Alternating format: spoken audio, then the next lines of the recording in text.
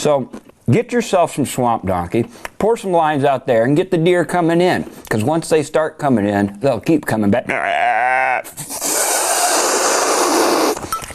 Swamp donkey, get the deer coming in and keep them coming back. That was me 3 years ago. I got to field test swamp donkey to see what kind of ill or adverse effects it had on a human being. And still to this date, we haven't had any. They asked me this year to test the new hookup.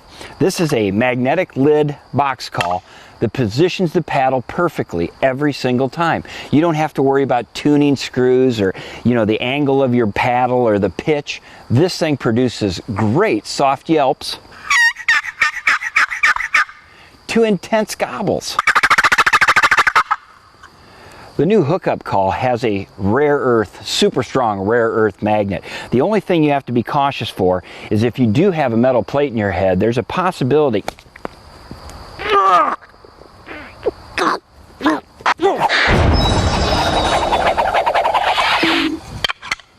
the hookup box call from Primos. Perfect position every single time.